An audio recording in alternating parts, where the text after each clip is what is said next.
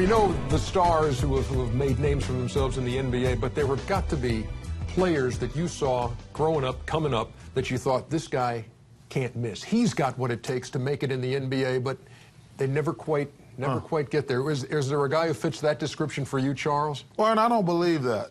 I don't believe guys, no disrespect to the, Rucker League and playground league, I don't think those guys are good enough to play in the NBA. What's difficult for me, and probably these guys, there's probably 20 guys who could have been stars, but because of alcohol, drugs, attitude, didn't make it. And that's the thing that's always been frustrating for me. But this notion that guys off the street can play in the NBA, I never believed that. But there's been, seriously, 20, 25 guys. And this happens all the time when you say, man, when that guy grows up, he gonna be great. But they never grow up.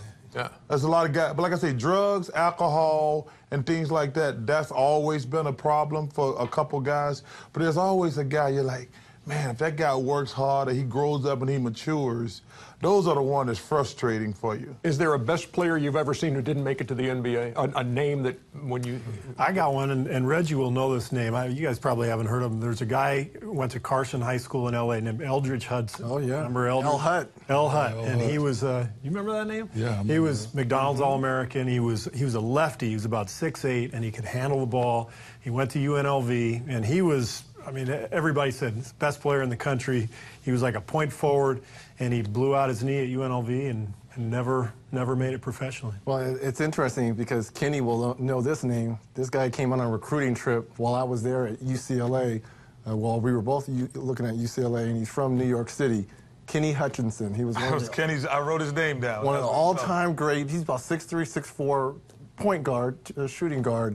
Ended up going to Arkansas. But like to Charles's point, lost his way, got caught up in drugs, and really didn't make it, but had all the tools to be a great player. Found his way back, so I know Hutchinson. But I think the one thing that it's like you see a lot of guys like Kenny Hutchinson. Another guy that I grew up with, a guy named Ernie Myers, was stars among us at that time.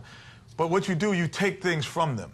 Like, if it wasn't for Ernie Myers and Kenny Hutchinson, I don't think I would have made the NBA. And I told Ernie Myers that one time, another guy named Alvin Lott, because some of their tenacity and I asked Ernie Myers one time, why do you play so hard, man? Like, you playing these AAU games, you play so hard. He's like, Kenny, if I don't win, I don't eat.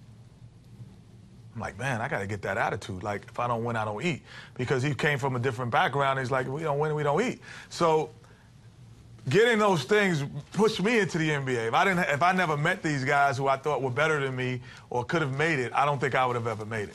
Ernie, I think one thing that we as players never get credit for, because first off, if you make it in a professional sport, it takes more than talent. I think we never get enough credit for how hard we work. People are like, oh, they're just talented. I'm like, dude, everybody's talented. And like you went through the gauntlet of high school, college, and then you get to the NBA. I mean, you have to really work hard. And number one, everybody on here played for a long time.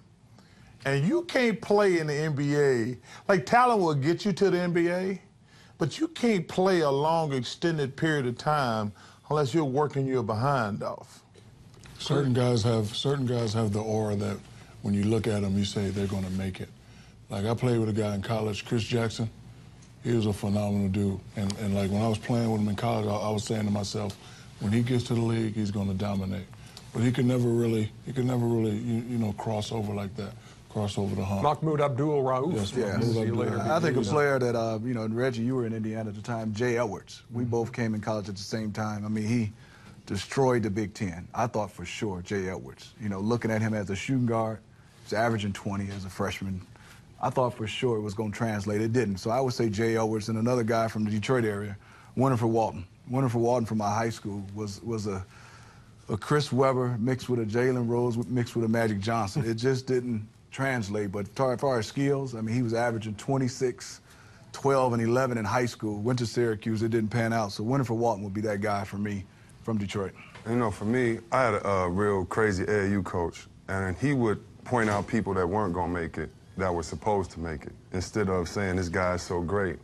And so when I hear this conversation, it's crazy because I know your mother's strict, you know, I know parents and everything else. When I look at us, I'm just like, we made it, and like you said, it's because of hard work, and it took so much more, but I just thank God I had like a family support system, because a lot of guys that didn't make it, they were much better than me when I was in high school, and they just didn't keep following through, lost their way, and I would just have to say, Yeah, but who was better than you in high school? I saw him. Come on, man. I'm just saying, like, come on, D. Rose, D. Light, I'm just saying, all those guys, I'm just saying, but you see people that's at your level, Juan Bell, all these guys, and you're just seeing them fall off for reasons that has nothing to do with basketball. You know, he's not the game today because he got bad grades, or he's not the game because of this or that. And so, I mean, for me, it was more high school players that I saw that I thought were going to make the league, but you knew that you saw other things in their life that maybe they wouldn't be able to. That separates everybody sitting here is, when it comes down to it, discipline.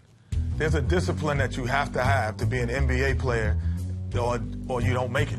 If you don't have those disciplines, you do not make it in the NBA. It's open court on NBA TV. You and Charles. I know who's better than you and Charles combined. Benoit Benjamin.